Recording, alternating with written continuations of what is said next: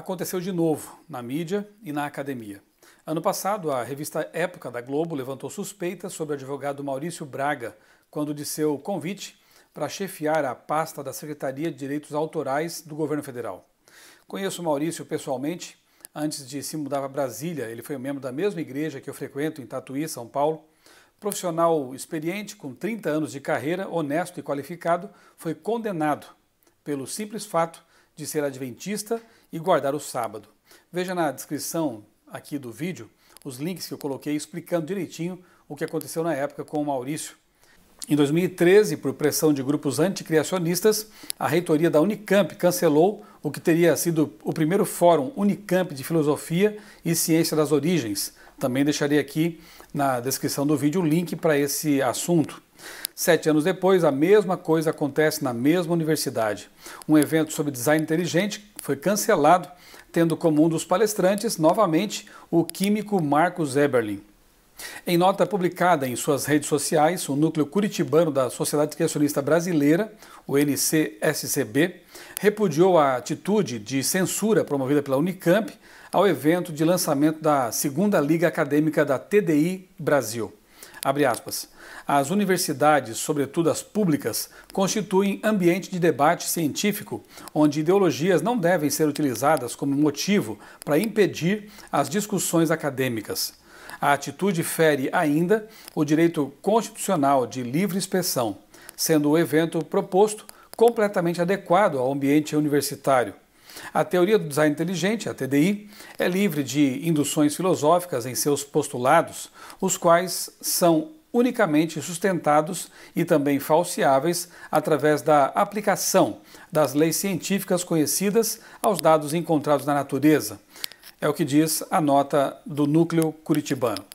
O texto informa ainda que o Dr. Eberlin é comendador da Ordem Nacional do Mérito Científico, autor de milhares de artigos científicos publicados e de dezenas de milhares de citações, detentor da medalha Thomson da Sociedade Internacional de Espectrometria de Massas, a IMSF, e ex-presidente da IMSF, tendo atuado como vice-diretor do Instituto de Química e professor titular MS6 da Unicamp, onde fundou e coordenou o laboratório Thomson de espectrometria de massas durante 25 anos. Mesmo com esse currículo e com toda essa contribuição prestada à universidade, Eberlin foi desrespeitado, assim como foi o advogado Maurício Braga. Mas as manifestações de preconceito e parcialidade não param aí.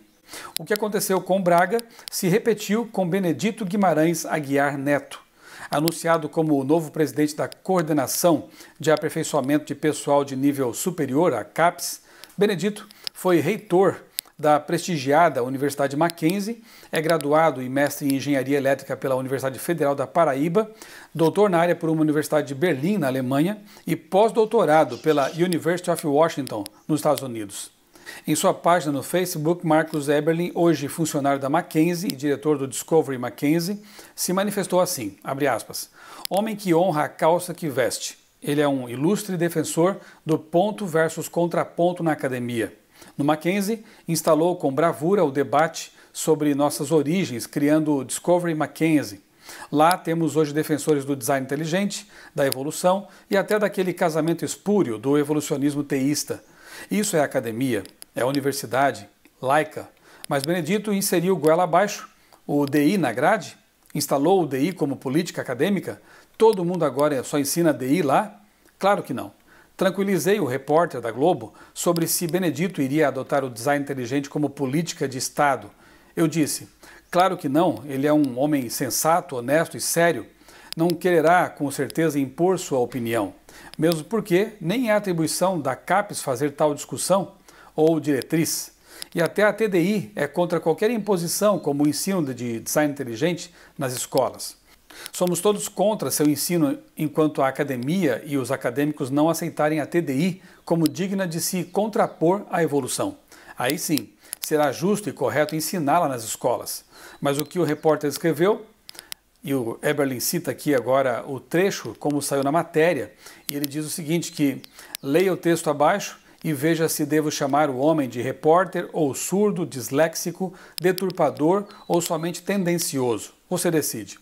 E esse então é o trecho que saiu na matéria. O Benedito tem o direito de manifestar a sua opinião, mas o criacionismo não deve ser considerado uma política de Estado. Sabemos que a academia é darwinista e quase totalmente contrária a essa teoria. No dia em que ela for reconhecida como digna, aí sim podemos debatê-la. Fecha aspas. Isso tudo me fez lembrar também da ocasião em que a revista semanal Veja publicou uma reportagem altamente elogiosa sobre a educação adventista. A certa altura do texto, porém, adicionaram um mas. São escolas com bons índices acadêmicos, ótimas instalações, bons profissionais, mas são criacionistas. Essa academia e essa mídia preconceituosas talvez escrevessem de Newton, Galileu, Copérnico e outros o seguinte: sim, eles são os pioneiros da ciência e fizeram avançar tremendamente o conhecimento, mas criam em Deus e na Bíblia.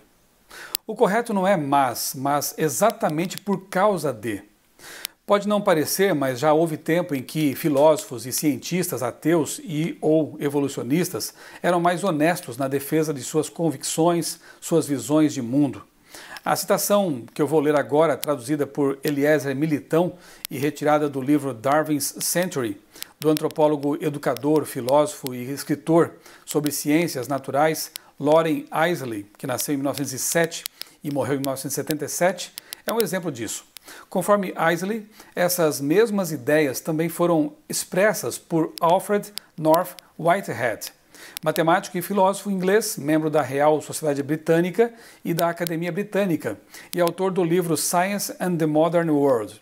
Diz assim o trecho traduzido do livro: embora possamos reconhecer as fragilidades do dogma cristão e deplorar a inquestionável perseguição do pensamento, que é um dos aspectos menos apetitosos da história medieval, também devemos observar que em uma das estranhas permutas em que a história ocasionalmente dá raros exemplos, está o mundo cristão que, afinal, deu à luz, de uma forma clara e articulada, o próprio método da ciência experimental. A filosofia da ciência experimental começou suas descobertas e fez uso de seus métodos por meio da fé, no conhecimento de que estava lidando com um universo racional, controlado por um Criador que não agia por capricho nem interferia nas forças que ele havia posto em operação. O método experimental foi bem sucedido além dos sonhos mais loucos dos homens, mas a fé que o criou deve algo à concepção cristã da natureza de Deus. É certamente um dos curiosos paradoxos da história que a ciência, que profissionalmente tem pouco a ver com fé, deve suas origens a um ato de fé em que o universo possa ser racionalmente interpretado e que a ciência hoje é sustentada por essa suposição. Isso foi publicado em 1959 e está na página 62. Eu vou deixar aqui na descrição do vídeo o link para o PDF que dá acesso ao livro. Muitos historiadores e filósofos da ciência na última década discordariam de Eiseley por terem percebido que a quase totalidade das narrativas que descrevem a perseguição ao pensamento na era medieval trata-se de ficção ou deturpação proposital para denegrir quaisquer elementos relacionados à Igreja. Uma bem tramada e executada campanha de propaganda anti-religião. A despeito disso, Eiseley tem toda a razão quando fala que o método científico tem essa dívida para com o pensamento judaico-cristão.